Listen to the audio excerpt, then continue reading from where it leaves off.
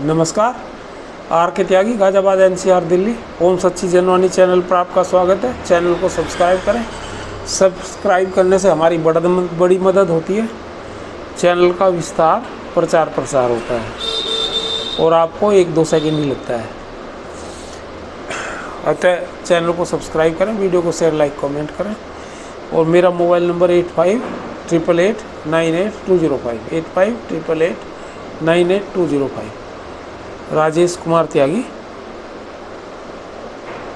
किसी के भी प्रकार के सहयोग के लिए मैं आपको मोबाइल नंबर दे रहा हूँ। हमसे सहयोग ले भी सकते हैं, दे भी सकते हैं।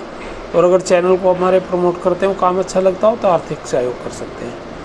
और मेरी डिटेल्स डिस्क्रिप्शन सेक्शन में पड़ी है।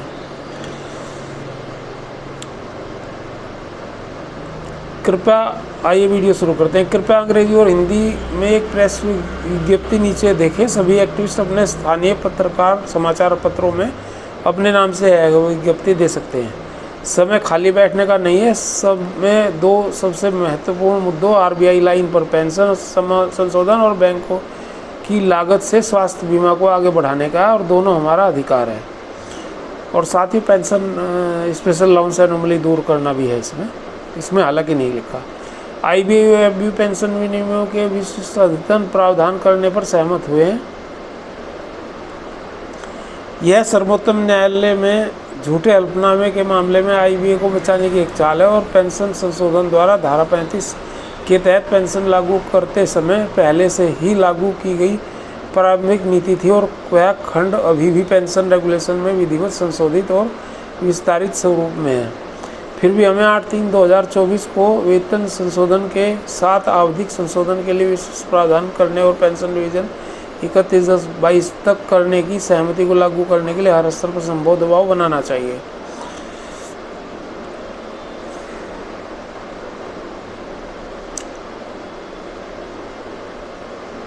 क्या है ये, अब मैं आपको ये बता देता हूँ।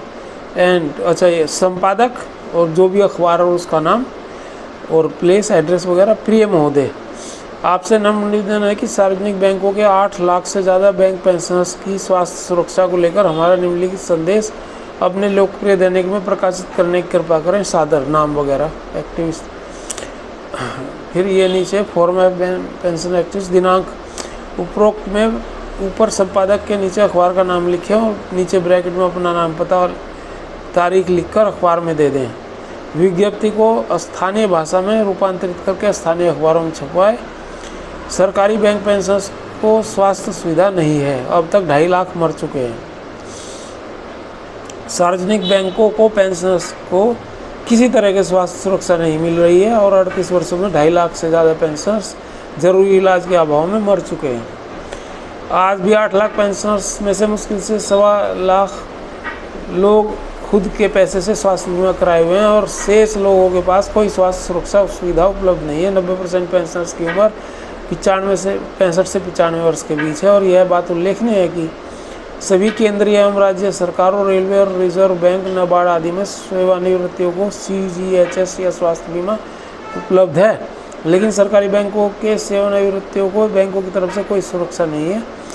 बताते चलें कि 24/2/12 को भारत सरकार द्वारा स्वीकृत कल्याण निधि का 25% सेवानिवृत्तियों के स्वास्थ्य पर खर्च करना है, लेकिन कोई बैंक कल्याण निधि का 1 पैसा पेंशनर्स के स्वास्थ्य पर नहीं खर्च किया जा रहा है। बैंकों ने कर्मचारियों का बीमा कल्याण निधि से कराया, लेकिन रिटायर्ड का नहीं है। बताना जरूरी है कि खंडेलवाल कमेटी ने कल्याण निधि का 25% रिटायर्ड के स्वास्थ्य पर खर्च करने की व्यवस्था दी, और खंडेलवाल कमेटी की रिपोर्ट के आधार पर ही सरकार ने कल्याण निधि शुरू की है। यह बात को लेकर पेंशनर्स में गहरा असंतोष है। बैंक पेंशनर्स की पेंशन सेवानिवृत्ति के समय के मूल वेतन पर जो बनती है वह चलती रहती है। यह क्रम 1986 से जारी है, और बैंक कर्मचारियों के वेतन पर हर 5 वर्ष में संशोधित हुआ, लेकिन वेतन रिवीजन के सापेक्ष पेंशन रिवीजन कभी नहीं हुआ। और बैंक पेंशनर्स बैंकों की तरफ से स्वास्थ्य बीमा और RBI की तरह पेंशन रिवीजन की मांग कर रहे हैं, और बैंकों में pension scheme RBI pension scheme की लाइन पर है। स्कीम की शर्त है कि पेंशन की सभी शर्तें RBI लाइन पर होंगी, लेकिन बैंकें समझौते की शर्तों का अनुपालन नहीं करेंगी। RBI में पेंशन रिवीजन होने के बावजूद बैंक पेंशनर्स की पेंशन रिवाइज नहीं की जा सकी है। और बैंक पेंशनर्स की सरकार ने से मांग है कि उन्हें बैंकों की तरह स्वास्थ्य बीमा दिया जाए और आरबीआई लाइन पर उनके पेंशन रिवीजन की जाए।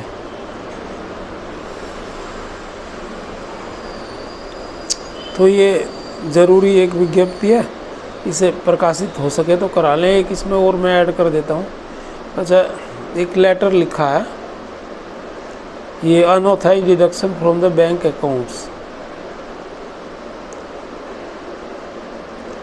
ये लेटर है madam Nirmala Sitharaman, honourable finance minister, government of India, secretary DFS MOS, government of India New Delhi, COs SBI and all PSBs, chairman IB Mumbai for necessary action. इसमें हमारा ये कहना है, ये लिखा है इनको लेटर। मैं आपको यह बताते हुए खेद हो रहा है कि अधिकांश सार्वजनिक बैंक लेवी के नाम पर निर्दिष्ट राशि 11/2022 के कर्मचारियों और अधिकारियों को देय वेतन संशोधन के एरियर से बिना किसी अनुरोध या प्राधिकरण की कटौती करने पर आमदा है।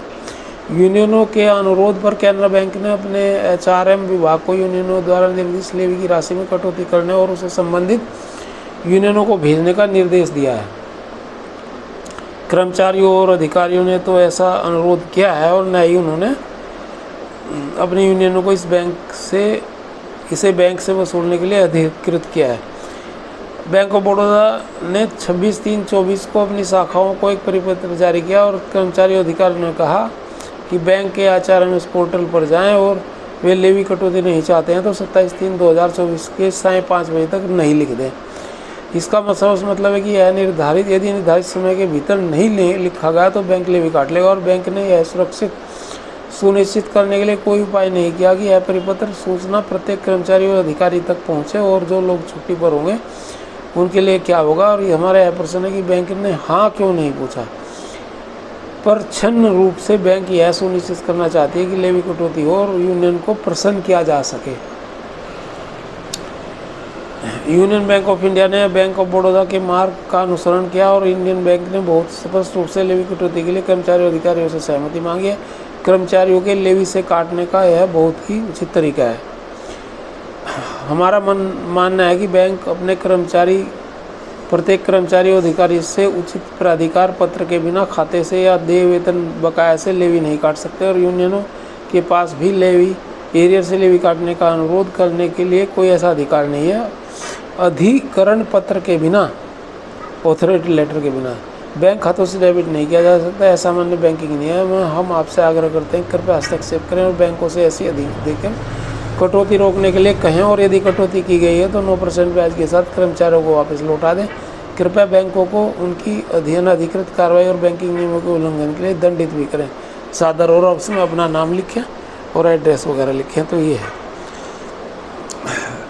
अंत में नमस्कार साथियों, भारत माता की जय, वंदे मातरम। मेरा मोबाइल नंबर 8588898205। आर्थिक सहयोग कर सकते हैं। धन्यवाद। भारत माता की जय। जय हो।